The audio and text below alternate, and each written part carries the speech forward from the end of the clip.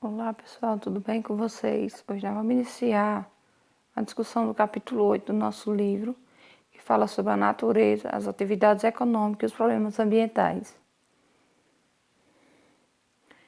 Os objetivos da nossa aula vamos reconhecer que os problemas ambientais eles são decorrentes do desenvolvimento de diversas atividades econômicas.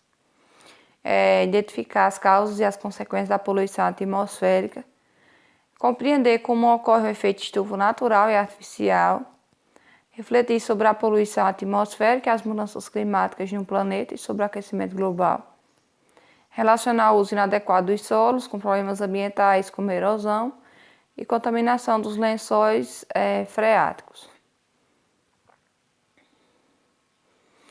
Bom, os problemas ambientais, né? Aqui na imagem aqui a gente já pode ver alguns tipos de problemas ambientais que são causados. Então, a natureza ela vem passando por um processo de degradação devido à causa do desenvolvimento de diferentes atividades econômicas que são realizadas. Sem que a mesma tenha uma conscientização ambiental, e isso ele vem intensificando ao longo do tempo para atender à necessidade da população mundial, que é cada vez mais numerosa e consumista. Os problemas ambientais são contrariedades ou perturbação que se produzem no entorno natural. Pode se tratar de efeito de uma contaminação, como um derrame de petróleo no oceano, e também a emissão de gases tóxicos na atmosfera. E o principal causador é o ser humano, que é responsável por esses principais problemas, seja a queimada, o desmatamento, jogar lixo sobre o meio ambiente. Aqui é um dos problemas ambientais que são decorrentes devido à falta de consciência do ser humano. Bom, a poluição atmosférica é a introdução de qualquer substância que, devido à sua concentração, ela pode se tornar nociva à saúde e ao meio ambiente. Conhecido também como poluição do ar, e vai se referir à contaminação do ar por gases líquidos e partículas sólidas. Nos dias de hoje, principalmente nos grandes centros urbanos, a poluição ela é provocada pela intensa emissão de gases e também resíduos tóxicos expelidos sobretudo pelas indústrias ou também pelos automóveis. Como a gente pode evitar esse tipo de poluição? Para que haja qualidade de vida, não se coloca a saúde em risco. É necessário que o ambiente esteja protegido das agressões constantes do ser humano.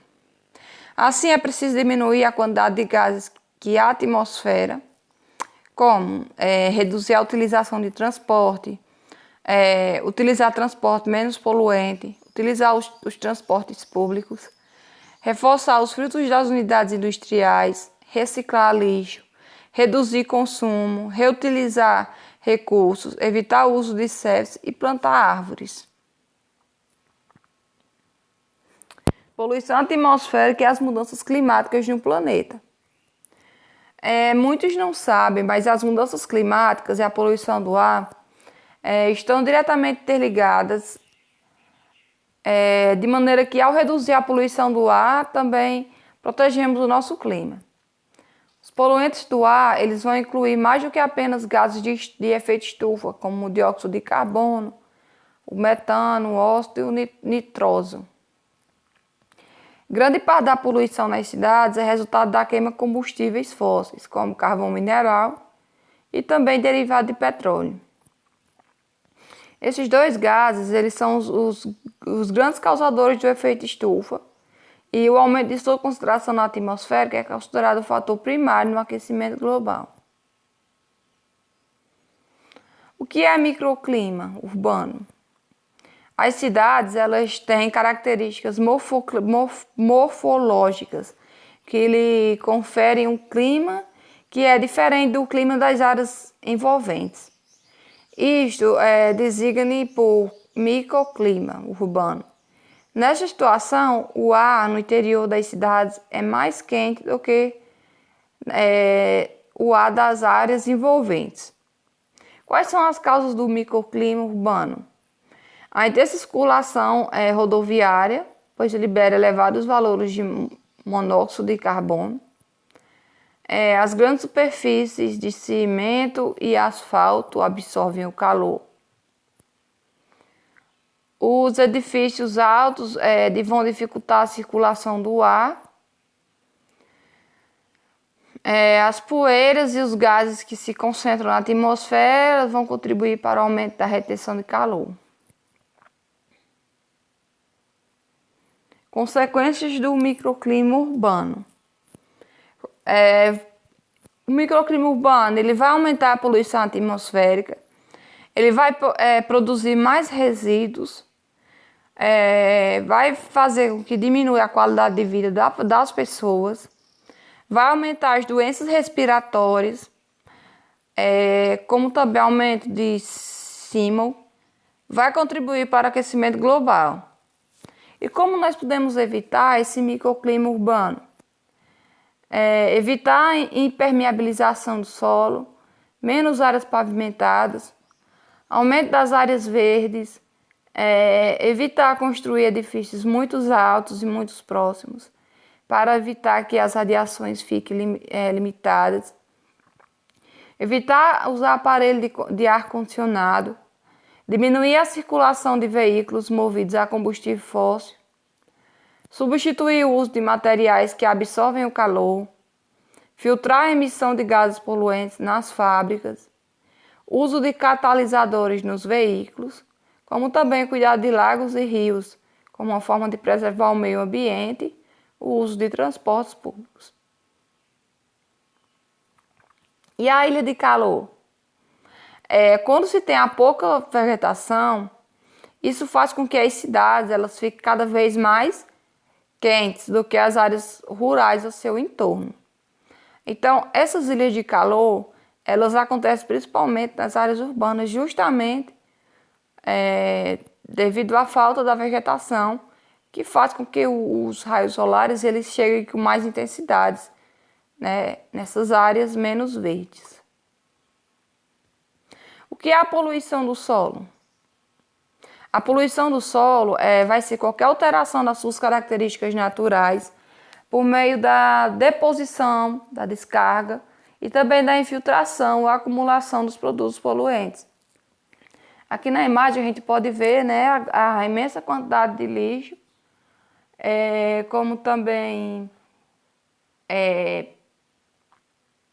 áreas de esgoto, né? Essas áreas onde houve algum tipo de queimada sobre o tipo de vegetação. Então, tudo isso são fatores que fazem com que o solo ele absorva, né, essa poluição por meio desses tipos de atitudes e também que afetam diretamente o solo. O que é a poluição do solo? É justamente a contaminação por resíduos industriais ou agrícolas que são transportados pelo ar, pela chuva e também pelo homem. O uso indevido do solo e de técnicas atrasadas na agricultura, como a prática de desmatamento, das queimadas, a deposição de lixos, os esgotos, a chuva ácida, ou seja, o efeito estufa, a mineração são agentes que são os principais causadores do desgaste da nossa litosfera, ou seja, do nosso solo. Quais são os principais poluentes, né? A gente pode ver aqui nessa imagem. O lixo doméstico industrial, resíduos de pecuária, adubos, herbicidas, esgoto doméstico e industrial. A mineração e a degradação do solo.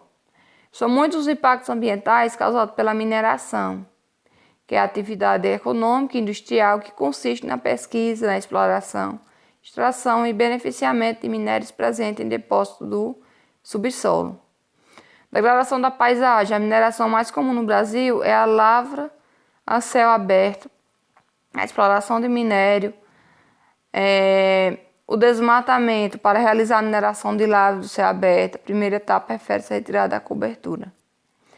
Então, por meio da mineração, a poluição e a contaminação vai fazer com que haja a poluição e a contaminação dos solos, dos recursos hídricos, Poluição e contaminação da compactação desse solo, poluição sonora e alteração da qualidade do ar, a redução da biodiversidade, redução da disponibilidade de minerais, geração de resíduos e disposição inadequada de rejeitos.